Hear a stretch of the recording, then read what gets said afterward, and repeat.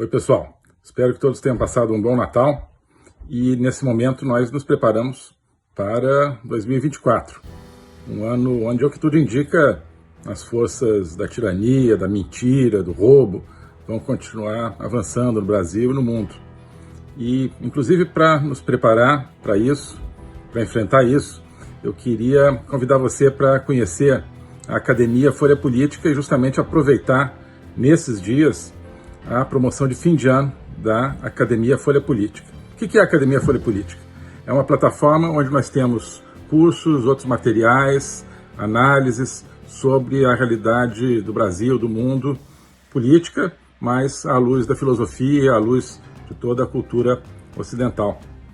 Então nós temos o meu curso de logopolítica, nós temos outros materiais que eu já produzi, temos a Agenda 2030, que é uma análise semanal sobre os temas do Brasil, do mundo, e outros projetos que estão entrando a todo momento na academia. Então, esse é o momento de você conhecer, porque nós temos essa promoção por apenas R$ 336 a anuidade. Você se torna membro da Academia Folha Política, com acesso a tudo isso. Curso, vídeos, análises, lives, tudo isso. R$ 336 por ano, dá menos de R$ 1 por dia. Então, com isso, você tem esse instrumento para ajudar a entender os nossos imensos desafios para o Brasil, para toda a humanidade, na verdade, e resistir a isso e recuperar nosso mundo, recuperar nossa liberdade. Isso não é impossível, desde que a gente entenda o mapa, desde que a gente entenda o combate que a gente precisa combater. Tá bom? Então, para conhecer a Academia Folha Política, através dessa promoção de fim de ano, que, portanto, só tem mais alguns dias, clique aqui nos links, na descrição, e espero vocês lá. Abraços. Não é como se você tivesse, então, um que propõe, aí você tem uma comissão que examina, depois isso vai à votação do plenário. Não, não é assim. Os países vão ali sendo levados, seja por determinados países mais influentes, seja pelo secretariado, vão sendo levados a aceitar, né?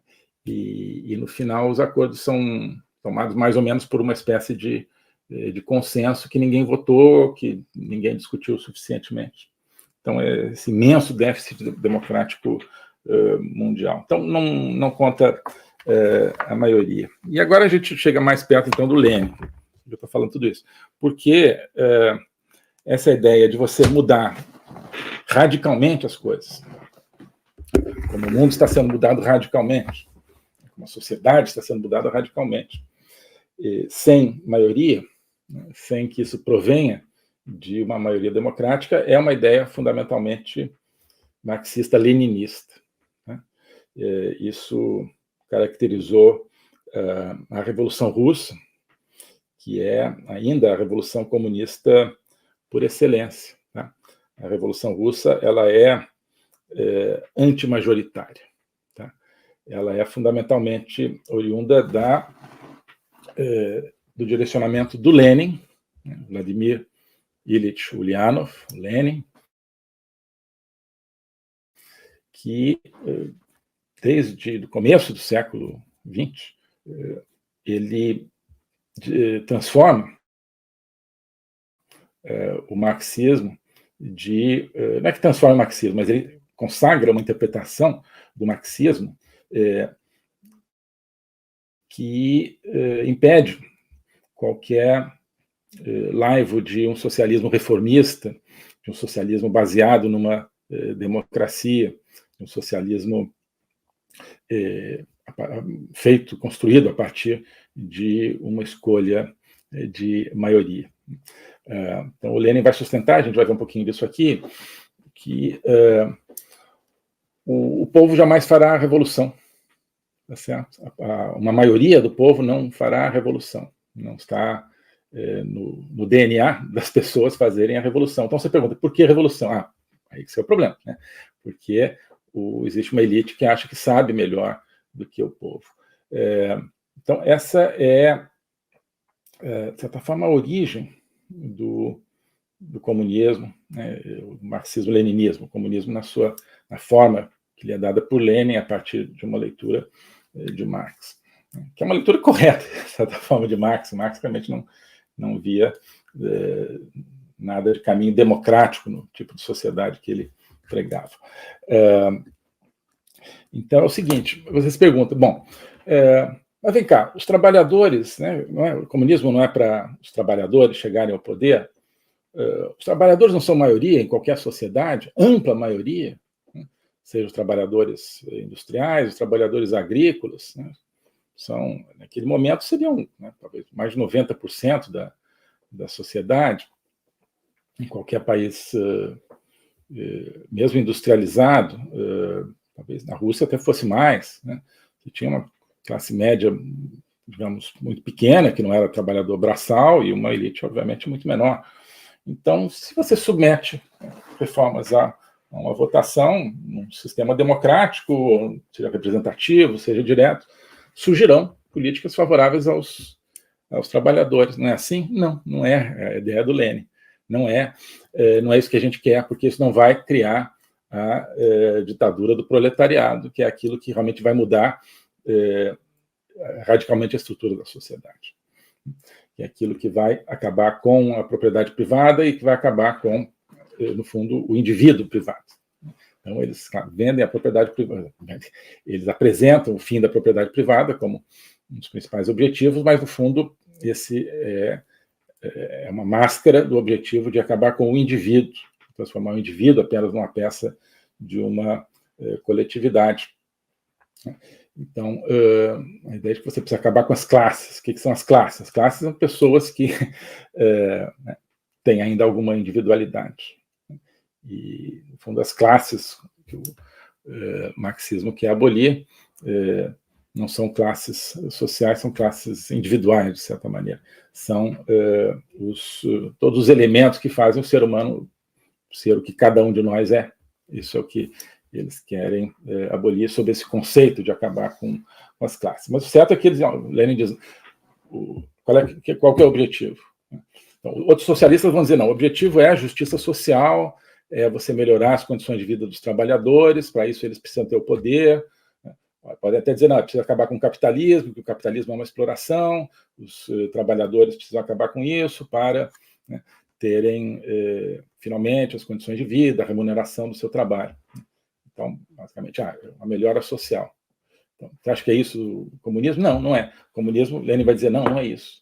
O comunismo é acabar com propriedade privada e levar até o fim a luta de classes, com a abolição completa da qualquer classe que não seja o proletariado. Isso na fachada. Por trás disso está o quê? A abolição completa de qualquer liberdade individual, de qualquer individualidade, para então criar a sociedade comunista, que é a sociedade,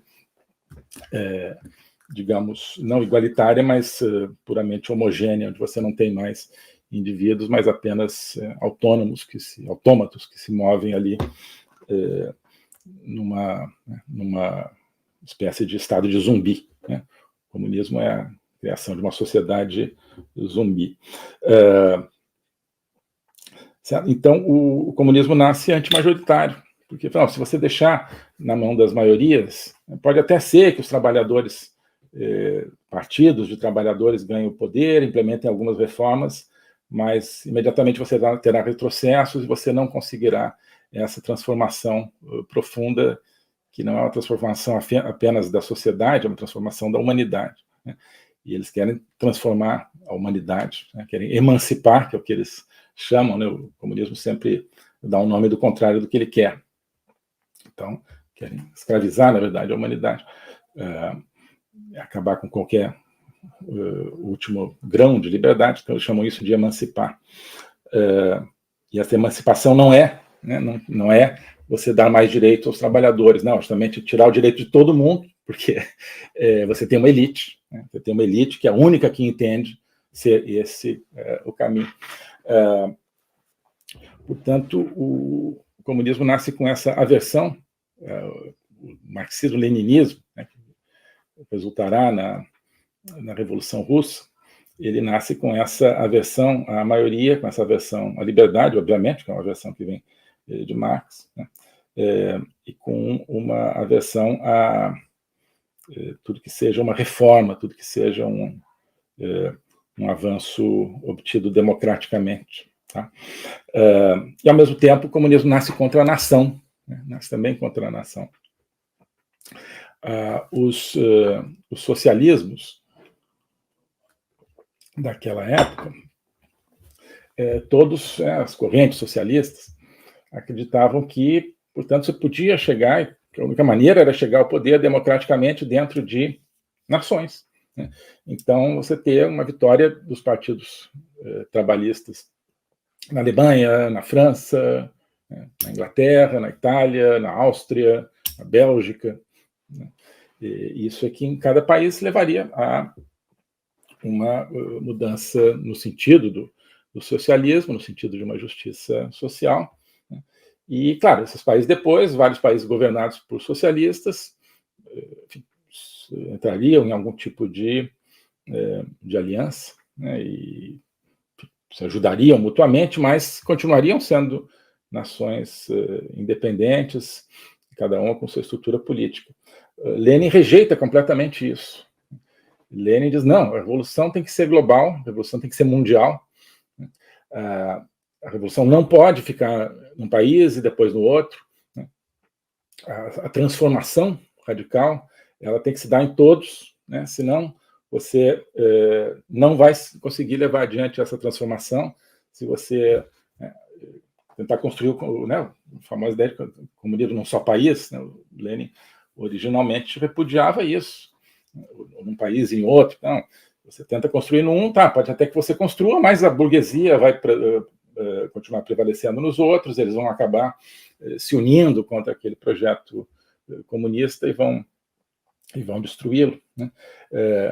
Mas as coisas vão juntas, né? Recusar a nação e recusar a democracia. Então, o Lenin, acho que partia do mesmo ponto de vista, só que com conclusões opostas àquilo que a gente estava colocando aqui, que você precisa de nação e povo para ter democracia, né? Que uma democracia ela só existe dentro de um espaço definido como nação, onde um povo se sente mais do que uma classe, ou menos do que uma classe, se você quiser, que não se sente uma classe, mas um povo que se sente dono de uma determinada soberania, chega ao poder.